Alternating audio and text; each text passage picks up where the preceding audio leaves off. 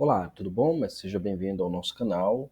E a nossa aula de hoje é uma aula sobre a introdução ao manual presbiteriano. Meu nome é João França, seja bem-vindo ao nosso curso. A aula de hoje é sobre a membresia da igreja, né? Ou seja, como nós olhamos e encaramos a membresia da igreja dentro do nosso manual presbiteriano, de uma particular da nossa Constituição da Igreja Presbiteriana do Brasil. Então, a nível de nosso estudo de hoje, irá tratar do tema da membresia da Igreja. A CI, antes de ser um documento legal, possui nela o seu aspecto pastoral e eclesial. A qualificação dos membros da Igreja é um tema bastante desenvolvido na nossa Constituição e atenderá bem o pastor ou futuro pastor que observar este aspecto singular do nosso diploma legal. Okay? Então, no diploma legal, você vai ter as instruções e a direção de como lidar com a questão da membresia da igreja local. Veja, o nosso diploma legal vai dizer para nós o seguinte: são membros da Igreja Presbiteriana do Brasil as pessoas batizadas e inscritas no seu rol, bem como as que lhe tenham sido unidas, né, por adesão ou transferência de outra igreja evangélica que tenham recebido o batismo bíblico. Esse é um ponto bastante interessante no nosso CI-IPB. Daqui nós extraímos o seguinte: existem tipos de rol de membros na Igreja Presbiteriana do Brasil. Isso é importante para você tomar ciência. Primeiro, existe o rol ativo, ou seja, é onde se inclui todas as pessoas batizadas neste rol, deve haver uma distinção. Adultos e crianças são os membros que são membros ativos da igreja, membros que estão de fato na igreja. Um outro fato interessante é o rol separado. São todos aqueles membros dissidentes sobre disciplinas e domicílio ignorado ou ausentes da igreja. Então, esse é o rol separado, né? Há um membro que está humano, por exemplo, ausente da igreja, ele está colocado no rol separado e depois de 2 anos ele é excluído administrativamente do rol de membros da igreja. E terceiro, o rol inativo, que são todos os membros falecidos e excluídos, ou seja, ele é migrado para o rol inativo. O membro faleceu ou ele foi excluído, ele deve estar nesse rol de membros inativos. Ainda nessa questão, nós precisamos também entender os tipos dos processos de admissão que há também na igreja a partir dessa declaração do texto legal, né? Então vamos lá. Há no nosso sistema o primeiro processo de admissão, o batismo bíblico. Nesse caso, envolve os adultos e as crianças, né? Então, os adultos e crianças são inseridos na igreja mediante batismo. O outro processo é a adesão doutrinária, que pode ser comunitária, uma comunidade de uma outra religião, de uma outra igreja, de uma outra comunidade não presbiteriana, ela decide aderir às doutrinas presbiterianas e quer se filiar à igreja da denominação presbiteriana.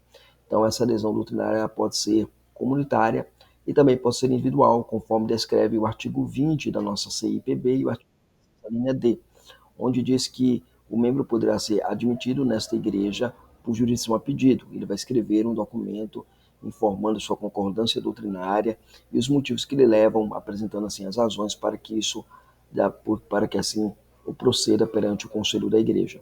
Então existe a adesão doutrinária muito bem estabelecida na nossa CIPB. E também a transferência, né? Pode-se receber membros de outra igreja evangélica por transferência. Porém, a praxe comum que nós usamos geralmente é aquilo que está exposto no artigo 20 e artigo 16 da CIPB, ou seja, a adesão doutrinária mediante a jurisdição a pedido. O membro quer se tornar membro daquela comunidade presbiteriana e descreve os motivos, apresenta os motivos, as razões e as suas convicções doutrinárias para se tornar membro da Igreja Presbiteriana do Brasil. Isso nos leva para o nosso próximo artigo, o artigo 12 da nossa CI. Os membros da igreja são comungantes, não comungantes.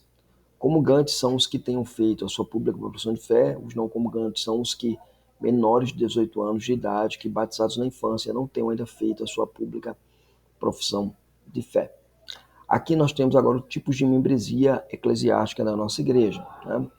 Então, o primeiro tipo de membresia, você vai ter lá os membros comungantes, que inclui os adultos batizados na idade adulta ou que tenham sido batizados na infância e na idade adulta tenha professado a sua fé. Lembrando que a idade adulta, o membro batizado na infância, ele tem até os 18 anos para publicamente professar a sua fé. Não comungantes. Os não comungantes são os menores de 18 anos que ainda não professaram a fé publicamente, a sua fé, e que foram batizados na infância. Então, é esses dois pontos que são colocados, né? Os comungantes e não comungantes são os tipos de membro que nós temos na Igreja Presbiteriana do Brasil. Ainda no artigo 12, precisamos dialogar com as fontes, porque as fontes elas nos ajudam a entender melhor como lidar com a questão dos membros comungantes e não comungantes da Igreja. O primeiro aspecto a ser destacado é que o artigo 11 do princípio de liturgia determina que os pais devem apresentar seus filhos ao batismo, como também está escrito na CIPB, no artigo 13, parágrafo 3º. Então, membros de igreja evangélica podem apresentar seus filhos ao batismo e que os pais não devem negligenciar esse sacramento, conforme diz o PL, artigo 11. Um outro ponto que se destaca aqui, é bem importante, está no artigo 11, algumas coisas que são destacáveis e precisam ser notadas por nós. No parágrafo 1º, é dito que há responsabilidade dos filhos no ato de batizar, e eles devem se empenhar para que seus filhos sejam batizados. Artigo 2º, um dos pais podem se apresentar o seu filho ao batismo e deve haver uma declaração por escrito, ideal que seja por escrito, de um dos pais em relação a isso. Então, se um dos pais, os dois podem batizar, mas só um dos pais concorda, ele pode batizar o seu filho de maneira escrita, ele pode fazer essa formulação, né?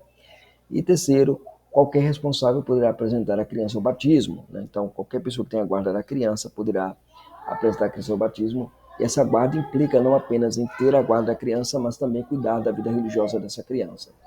E também, no quarto, ninguém pode se apresentar junto com os pais a título de padrinhos ou mero testemunhas. É apenas os pais, o ministro e a comunidade de igreja reunida que testemunham daquele ato e veem aquele ato como um ato solene, único e singular na vida da criança que é aceita e admitida na igreja mediante o sacrossanto batismo. Agora, os privilégios da membresia da igreja. Isso aqui é destacável muito bem no artigo 13. O artigo 13 da nossa CIPB vai trabalhar algumas coisas interessantes para nós. Deixa eu pegar aqui, gente. Ok? Então vamos lá. Essas coisas que trabalham para nós são o seguinte: olha, somente os membros do comungante da igreja, né, gozam de todos os privilégios e direitos da igreja. Só poderão ser votados os membros maiores de 18 anos, civilmente capazes. Para alguém exercer um cargo eletivo na igreja é indispensável o decurso de 6 meses após a sua recepção. Para o presbiterato, o prazo é de 1 ano, salvo em casos excepcionais, a juízo do conselho, quando se tratar de oficiais vindos de outra igreja presbiteriana. Somente membros da igreja evangélica em plena comunhão poderão tomar parte na mesa do Senhor, da Santa Ceia do Senhor, e apresentar o batismo aos seus filhos, bem como os menores, sob sua guarda. Ok? Vamos analisar isso aqui com devido cuidado, né? Nós vamos ver aqui o que a gente tem a aprender aqui nessa declaração constitucional da nossa igreja, né? Então, a primeira questão é que todos os privilégios e direitos reservados aos membros comungantes, todos os privilégios são reservados aos membros comungantes, tá? E aqui eu tenho uma distinção muito básica aqui. Primeiro, é que membros comungantes são os membros maiores, de acordo com o nosso CI e PB aqui, né? São os membros maiores de 18 anos. Então, eles são os membros comungantes, né? É claro que nesse intercurso eu posso ter um menor de 18 anos, ele pode se tornar membro comungante, mas não tem direito a ser votado, né? Como diz aí o artigo de número 2 o artigo 13, né, parágrafo 1º, vai dizer que só poderão ser votados maiores de 18 anos civilmente capazes. Então, se tem um menor de 18 anos que professou a fé, participa da mesa do Senhor, ele é membro da igreja, mas ele não é alguém qualificado para receber um cargo eletivo de presbítero ou de diácono. Ele não pode concorrer porque ele é menor de idade.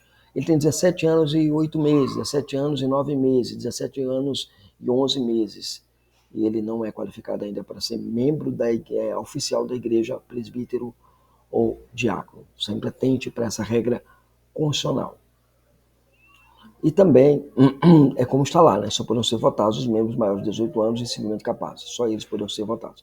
Ele pode votar o membro menor, né, que professou a fé, ele pode votar, mas ele não pode exercer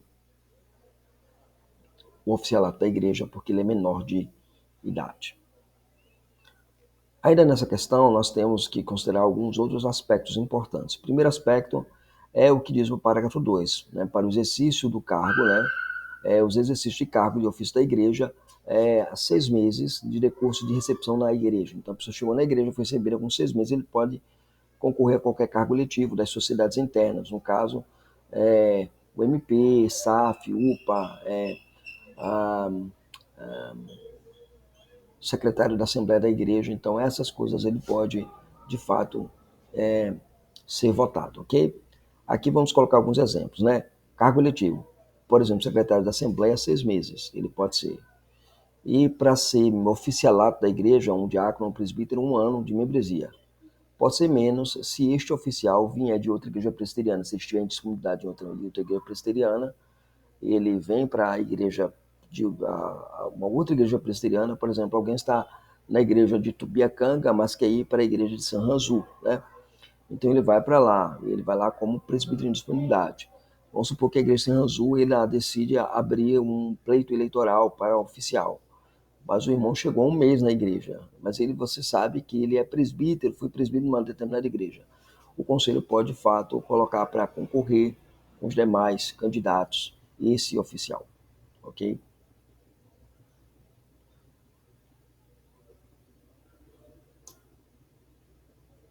O terceiro ponto é o batismo e a Santa Ceia, que é colocado aqui, né? No terceiro artigo, né? Terceiro parágrafo aqui, do artigo 13, é colocado para nós o batismo e a Santa Ceia, né? O batismo é colocado lá que pode ser da seguinte maneira, olha só. É possível batizar um filho de um crente de uma outra denominação. Então, se um membro de outra denominação crê no batismo infantil, ele quer batizar na sua igreja, você pode fazer isso, você não incorre nenhum erro em relação à nossa CIPB. É claro que a nossa Constituição e o nosso Supremo Conselho vai pronunciar-se sobre isso, dizer que isso é comum quando você tem membros de comunidades presbiterianas ou comunidades reformadas que creem no batismo infantil e vêm para uma região onde tem uma igreja presbiteriana que batiza, e ele decide batizar esse filho e depois ele é transferido para a comunidade de origem da onde ele está, e esse membro não precisa sofrer a ausência de batismo, né? Então, isso é possível acontecer. E a Santa Ceia pode ser aberta, né? Então, igrejas evangélicas aqui na década de 50 eram igrejas mais sérias. Hoje, é claro, há um critério maior, mais amplo, você pode fechar a ceia, inclusive já vou dizer jurisprudência, mas já é decisão do Conselho Maior da Igreja, em que membros de igrejas neopentecostais não devem tomar assento na mesa do Senhor. Ok? Seguindo aqui. Artigo 14 são deveres dos membros da igreja, conforme ensina o Espírito do nosso Senhor Jesus Cristo, viver de acordo com a sã doutrina, a prática das Escrituras, honrar e propagar o Evangelho pela vida e pela palavra, sustentar a igreja e suas instituições moral e financeiramente, obedecer às autoridades da igreja enquanto essas permanecerem fiéis às Sagradas Escrituras, participar dos trabalhos e reuniões da sua igreja, inclusive de assembleias, ok? Esses são os deveres dos membros da igreja. Então aqui eu tenho os deveres dos membros. A prática e doutrina deve estar pautada pela vida, o sustento financeiro da igreja, ou seja, a entrega de dízimos, ofertas e tal, a obediência à autoridade eclesiástica quando ela estiver fiel à escritura, né? Desobedecer à autoridade eclesiástica é quebrar o quinto mandamento, quando essa autoridade eclesiástica exige algo que é bíblico, algo que é pautado na palavra de Deus, está submisso à palavra de Deus, e a participação efetiva na igreja, nas reuniões e trabalhos da igreja, apresentando de fato submissão, inclusive nas assembleias da igreja. Isso nos leva para o nosso último artigo que vamos considerar nesta aula. Perderão os privilégios e direitos de membros, os que forem excluídos por disciplina, e bem assim os que, embora incomodavelmente culpáveis, manifestam o desejo de não permanecer mais na igreja. E aqui eu vou ter aqui a questão da exclusão, né? É uma forma de disciplina, por isso, quando um membro é excluído, posteriormente se arrepende de seu pecado, procura outra igreja, esta deveria orientar a procurar a igreja onde foi excluído para se reconciliar e depois ser transferido para a filha igreja. Essa exclusão ela se dá, ela perde o direito quando ele, o membro, ele é impenitente, ele foi disciplinado, não aceitou a disciplina, e ele acabou não querendo mais se submeter à palavra de Deus, ele é excluído porque ele não cumpre os requisitos mínimos da exclusão.